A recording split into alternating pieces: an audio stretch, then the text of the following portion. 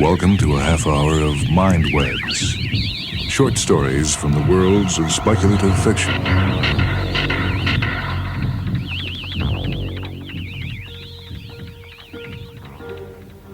The story this time is from a book edited by Terry Carr titled On Our Way to the Future, a story that appeared in 1967 in the book New Writings in Science Fiction 10. It's A Taste for Dostoevsky by Brian W. Aldiss. He was nearly at the spaceship now, had slithered down the crater wall and was staggering across the few feet of broken rock that separated him from safety. He moved with the manic action of someone compensating for light gravity, his gauntleted hands stretched out before him.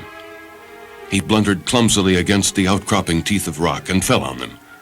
The knee joint of his suit snagged first on the rock, bursting wide. Still tumbling, the man grasped at his knee, feebly trying to clamp in the escaping oxygen-nitrogen mixture. But help was at hand. They'd been tracking his progress through the ship's viewer. The hatch was cycling open. Two men in spacesuits lowered themselves to the lunar surface and hurried over to the fallen figure. Grasping him firmly, they pulled him back into the ship. The hatch closed on them. The audience applauded vigorously. They loved the old corn. In the spaceship cabin, relaxing, the two rescuers lit mescahales and sat back. Eddie Moore sprawled on the floor, gasping. It had been a close one that time. He thought they were never coming for him. Slowly he sat up and removed his helmet. The others had gone by then. There were just a few technicians backstage, clearing up. Most of the audience had left the big hall now. There were just a few of them at the gallery at the far end, admiring the cleverly recreated lunar landscape. Eddie trudged through the mock pumice, head down, hands in pockets. Looking up, he saw that a solitary figure stood on a ridge of rock, staring moodily up at the fake heavens. He identified it as Kat Vindaloo, the Pakistani director of their show, and called a greeting to him. Kat nodded sourly and altered his position without actually coming any nearer to Moore. We went over well tonight. They still pay to come and watch. Your trouble is you're obsessed with being a failure, Kat. Come on, snap out of it. If there's anything wrong with the show, it's that it's too realistic. I'd personally like to see less of a dying fall to end with. Maybe a grand finale such as they'd have had at the end of the last century, with all the crew parading outside the ship and taking a bow. You're beginning to overact again, Eddie. And let me tell you, I'm the only one of the whole damn batch who still throws himself into the part. You can have no idea of the sort of life I lead, Kat. I'm an obsessive, that's what, like a character out of Dostoevsky. I live my parts. My life's all parts. Sometimes I hardly know who I really am. Listen, it gets so bad that sometimes I'm you. I mean, I sort of take your role. I was aware you were unbalanced, Eddie, of course. We all are in this game, and I suppose I may as well confess, since you are bound to forget every word I tell you, that my particularity is suffering any sort of insult people like to heap on me. So that's why I attract your attentions, I suppose. It's destiny, Eddie, but I fail entirely to see how you mean you are being me. Now, if you don't understand, it's no good explaining. What I mean to say is that sometimes, for days at a time, I think myself, though I'm pure English, to be an Indian like you, living in India. Oh, I am a Pakistani, Eddie, as I have told you many times. You are choosing your own way to insult me again, aren't you? Taking advantage of the fact that I fundamentally have this degrading urge to be insulted. How can you live like an Indian here? And why should I care if you do? Your life is your own to make a fool with if you care to. Now that I would dispute if you were capable of arguing properly. How far are any of our lives our own? Where do we live? Who lives us? Which is us? But to pose such philosophical questions to you, it's laughable. I must be out of my mind. The very truest words I have heard from you for months. You're mad. Don't you call me mad. The two tiny human figures confronted each other in the vast, gray, reconstructed landscape. Suddenly, one of them flung himself on the other. For a moment, they struggled together, and then fell, rolling over and grasping at each other's throats, lost on the ill-lit and broken plain. They became quieter. Finally, One of them rose. He staggered off in the direction of the exit, gaining control of his movements as he went, and then breaking into a run that took him as fast as possible from the scene of the struggle. When he got back to his apartment, he went straight into the little washing cubicle behind the surgery and rinsed his face and hands. He stood there, bent at the basin for a long while, soaking his cheeks in cool water. Life was such nonsense that the more serious it grew, the harder it became to take it seriously. The more he thought about it, the more amused he became. Funny though it was, this nonsense must be put a stop to once and for all. Clearly, he must go to see Etienne. He rolled down his sleeves, walked through the surgery, down the passage, and to the front door. He paused. Just beyond the door, he could see the brass plate that announced he was practicing as a dentist. He opened the door. On the brass panel, polished by the concierge that morning, appeared his name, Moret. Beside the panel was a little pasteboard card with his surgery hours and reminders to patients to present their health cards, all neatly written out in French and Flemish.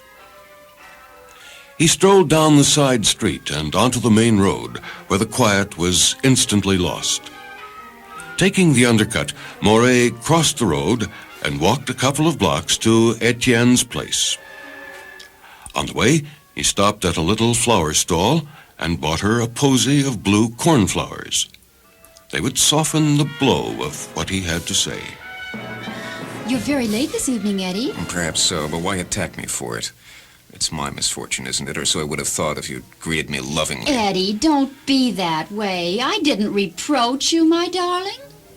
She stood on tiptoe, as he had noticed she often did. She was short and very shapely, in a little blue dress that went well with the cornflowers. She looked very sexy standing like that. Please, come off your tiptoes. You're trying to fool me. Darling, I wasn't. And I swear to you, I didn't even notice I was on my tiptoes. Does it disturb you to see me on my tiptoes? Well, it's not usually reckoned as an indecent posture, but if it offends you, I promise I won't do it again. Now you're trying to humor me.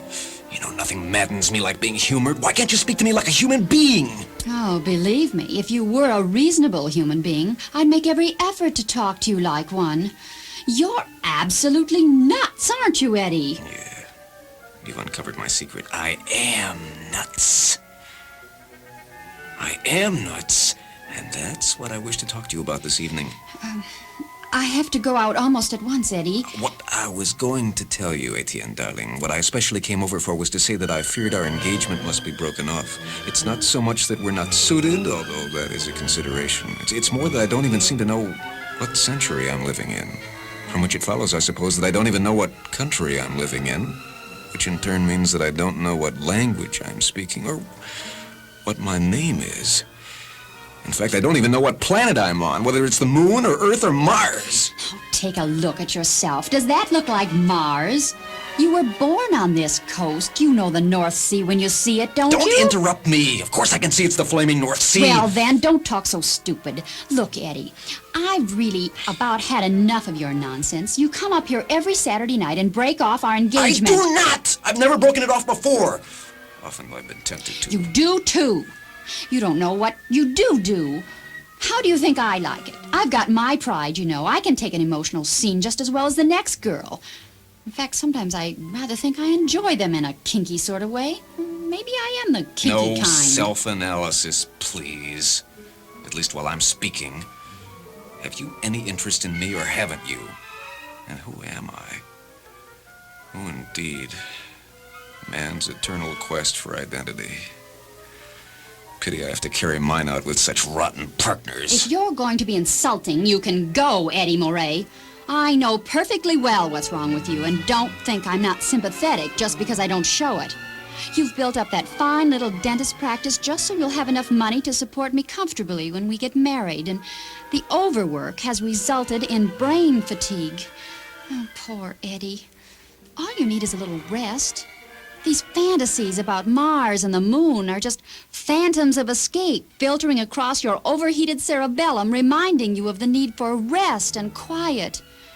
You know how damn quiet it is on Mars. Tears filled his eyes. It seemed she really was sympathetic. And perhaps her explanation was correct. He threw his arms around her in perfect forgiveness and attempted to kiss her. Do you mind? Your breath stinks of cornflowers. The two vast human figures confronted each other in the tiny artificial town room. Sparked by sudden anger, he grasped her more closely. They struggled. Nobody was there to see a chair tipped over, and they rolled onto the floor, arms around each other's necks. After some while, they were both still. Then one of the figures rose and hurried out of the apartment, slamming the door in haste. Plainly, he was in need of some form of purification. When it was dark, he changed into clean garments and walked down to the burning ghats. E.V. Morilal prostrated himself for a long while, his forehead to the stone, allowing his senses to go out amid the generations who had pressed foreheads and feet to this slab in the solemn contortions of devotion. But the sense of other human beings was some sort of balm. At last, he rose and walked through the temple on to the ghats. Here the smells that lingered in the building took on definition. Wood smoke, burning unguents, the moldy Ganges slowly trundling by, bearing its immemorial burden of holiness, disease, and filth. As ever, there were a few people, men and women, bathing in their clothes off the steps, calling on their gods as they sank into the brown flood. Restless, Morilal shuffled back and forth among the funeral pyres, some of which were unlit, awaiting midnight, some of which were burned out, the human freight reduced to drifting ash or a bit of recalcitrant femur. His old friend, Professor Chundaprasi, was walking slowly up and down, helping himself along with a stick. He nodded to Morilal. May I have the honor and pleasure of joining you, Professor, if I do not interrupt the chain of meditation? Oh, you interrupt nothing, my friend. In fact, I was about to ask if you would delight me by joining me, but I feared you might be about to engage in a little mourning. No. I have only myself to mourn for. You possibly know I have been away for some while. Oh, forgive me, but I was not aware. You recall I greeted you yesterday at the railway station. Have you been away since then? Now, Professor, you are a professor, so you understand many things above the powers of ordinary men such as myself, though even as I say ordinary men such as myself, I am conscious of my own extraordinariness. I am a unique human being. Oh, yes, of course. And the point really cannot be too greatly emphasized. No two men are alike. There are 1,000 characteristics, as I have always Quite so. But I am hardly talking about a characteristic. If you will forgive my being so disagreeable as to interrupt you when you are plainly just embarking on an interesting, if somewhat long, lecture on human psychology, and forgive me also if I seem to be talking rather like a Dostoevsky character. It's just that lately I've been obsessed. Dostoevsky. Well, naturally, I am familiar with the major writings of the Russian novelist, but I fail momentarily to recall which of his novels is set even partially in Benares. You mistake my meaning, unintentionally, I'm sure. Since a little sarcasm is positively beyond you, I happen to be in a spot, Professor, and if you can't help, then to hell with you. My trouble is that my ego or my consciousness or something is not fixed in time or space. Can you believe me if I tell you that no more than a couple of hours ago, I was a Belgian dentist at a seaside resort. Allow me to wish you good night, sir. Professor Chundaprasi, please tell me, why are you going so suddenly? You believe you are a white man, a Belgian white man.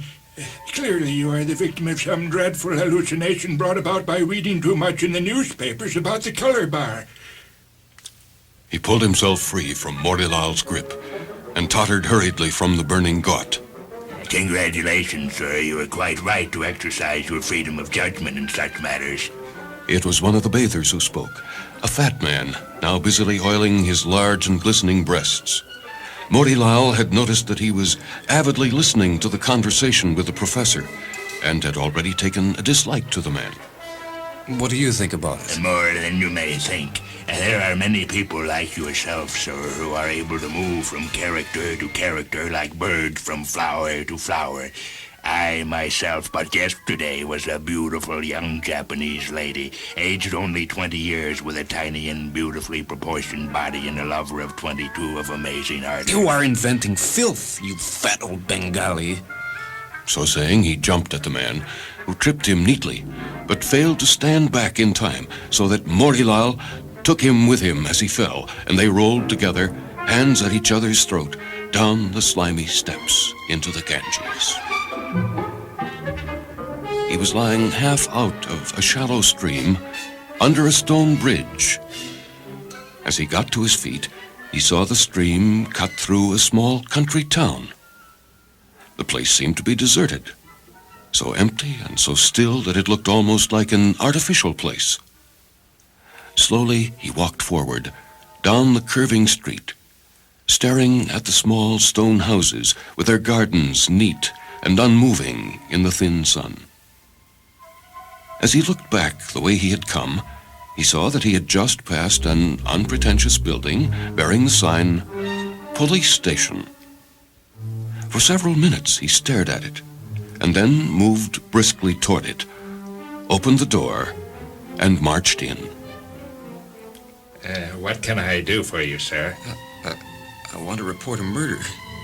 In fact, I want to report 3 murders. 3 murders, are you sure? Not really.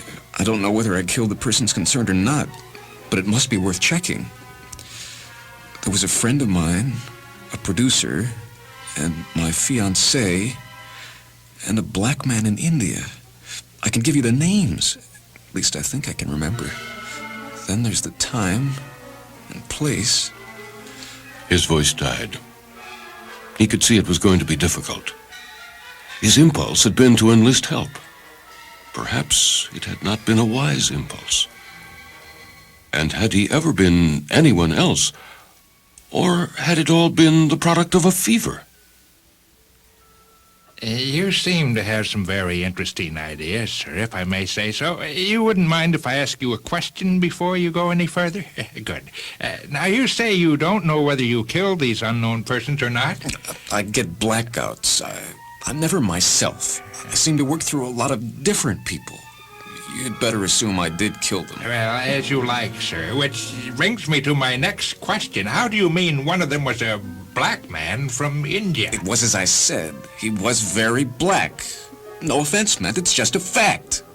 Quite an amusing man, I come to think of it, but black. His clothes were black, sir? His clothes were white. He was black. His skin. Good heavens, man, you stare at me. I suppose you know that the people of India are pretty dark? Their skins are dark, you say? Am I offending you in some way? I didn't invent the idea, don't forget. I suppose it's allegorical, with the good people being white and the bad black? No, not at all. Though I admit a few of the whites saw it like that. Or did I invent it all? The whole color question. Perhaps it's all thrown up from the depths of my mind, where I did the murders. Can't have any subjective reality either. Wait. I remember. I'm nearly there. Fyodor Dostoevsky, I'm coming! Hurriedly, he punched the policeman in the chest and braced himself for the reciprocal blow. He was tramping through the sand, ankle deep, even in the main street of this shabby town. In the side streets, the sand climbed almost to the eaves of the shoddy wooden houses. Among the houses were buildings that he identified after a moment's thought as mosques. They were no more than huts with wooden minarets added. There were Tartars here, moving slowly in their costumes of skin, some leading the two-humped camels of Bactria behind them through the street. The man with whiskers and a stoop was just ahead of him. Morovich drew level and looked sideways. He recognized the beetling brow and the haunted eyes, set deep in their sockets. Second-class soldier of the law in Dostoevsky? Dostoevsky stared back at him. I've not seen you in Semiplatins before. Are you with the 7th Siberian Battalion? The correct answer to that, operatively, is no. Well, sir, I could talk to you for a moment. The fact is... It's not a message from Maria Dmitrievna, is it? No, nothing so banal. In fact, I've come from the future to talk to you. Please, cannot we go to your room? Dostoevsky led the way in a sort of daze, shaking his head and muttering. He was still serving out his exile in Siberia, no longer as a convict, but as a humble soldier in the army. His present home, to which he led Morovich, was of the simplest, a poor room in one of the small wooden houses, containing little more than a bed, a table and one chair, and a round iron stove that could scarcely heat the flimsy room when the cruel winter came around again. Where do you say you come from? You're not a Decembrist. I am from what to you is the future, sir. In my age, my race recognizes you as one of the great novelists of the world by virtue of your profound insight into the guilt always lingering in the human mind. You are one of the supreme artists of suffering. Alas, I can write no more. The old ability has gone. But even now, you must be gathering together your notes on prison life for the book you will call The House of the Dead. Turgenev will say the Bathhouse scene is pure Dante. It will be read and remembered long after you are dead and translated far beyond the bounds of your native Russia. And greater masterpieces of guilt and suffering will follow. No more. You will silence me forever if you speak thus, whether I believe it or not. You talk like the voices inside me when another attack is coming upon me. I traveled back to you from the far future through a series of epileptic hosts. Others of my kind travel back through other illnesses. It is a matter of what we specialize in. I plan to travel slowly back through the generations to Julius Caesar and beyond that. But you are a very important landmark on my way, for you are integral to the whole philosophy. The writer rubbed the back of his neck in discomfort and shuffled his rough boots on the floor, unable to look straight at Morovich. Am I to understand that you are not Morovich? I have infested Morovich. We are parasitic. I am merely distorting his life a little, as I've distorted the lives of those I infested on my way back to you. The emotions I have stirred. How you would relish them, Fyodor Mikhailovich. I have been in all kinds of persons and in all kinds of worlds, even in those that lie close in the probability spectrum to Earth. All those worlds, absolutely stuffed with suffering. If you could see them, you might think yourself had created them. Now you mock me. I can create nothing, unless I have created you. Forgive me if that sounds insulting, but I have a fever on me today, which induces me to doubt somewhat your reality. Perhaps you're part of my fever. I'm real enough. You see, there are more millions of years ahead than you could comprehend, and in those long periods, man changes very radically. In my time, man is first dependent on a milk-meat animal he breeds, a sort of super cow, and then entirely parasitic upon it. Over a millennia, he develops an astounding freedom and can travel parasitically back through the generations, enjoying the suffering of all, like a silverfish boring back through the pages of a large and musty volume. A silverfish who can read, sir, if you follow my image. You see, I let you into the secret. You know I cannot believe what you say, yet tell me no secrets. I already know enough for one man. I'm burdened with knowledge, about which I often ask myself, what good is it? And if it is true, as you say, that I have understanding of some of the dark things in the human heart, that's only because I have been forced, though often I myself was the forcer, to look into the dark things in my own heart. And I have tried to reach truth. You are admitting, aren't you, that you distort the lives you, well, if I say infest, it's your own word, isn't it? We get more fun. A couple of days ago, I caused a Belgian dentist to jilt his girlfriend. Maybe he even murdered her. We live on the dark passions. The human race always had a morbid tendency that way, you know. So don't think of us as too abnormal. Most literature is just gloating over the sorrows and sins of others, of which you are one of the supreme and most honored exponents. You have the case all wrong, sir. Forgive me if I criticize by remarking that your attitude seems very perverted and vile to me. I have never reveled in suffering, I hope. Or perhaps I have, who knows? But you must leave me, for I feel remarkably ill of a sudden. And in any case, as I say, you are wrong. How can millions of years of evolution be wrong in any sense? Man is what he is, becomes what he is from what he was. Strong emotions are a permanent need. I shall come back to see you tomorrow. And then I shall leave this ignorant tribesman and infest, well, sir, it will be the greatest connoisseur's treat possible from our point of view. I shall infest you and finally gain new insights into what suffering is like. It was so as to apply, as it were, the guilt to the gingerbread that I called first, so that I may know you inside and out. And I see you are, as you claim, an illness. Tomorrow I will be part of your illness. Goodbye, sir, and thank you for your courtesy and evident disbelief. Until tomorrow. He turned toward the door, on which the writer had hung a battered painting of a woman.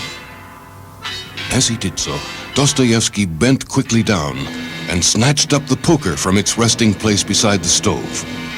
With a mighty swing, he brought it down across the man's unprotected head, much as Raskolnikov would one day be described as bringing down the hatchet on the old lady's head in Crime and Punishment. With scarcely a groan, Morovich sank to the floor, one arm sprawling out across the crumpled bed. Dostoevsky put the poker down. Then he began to tremble.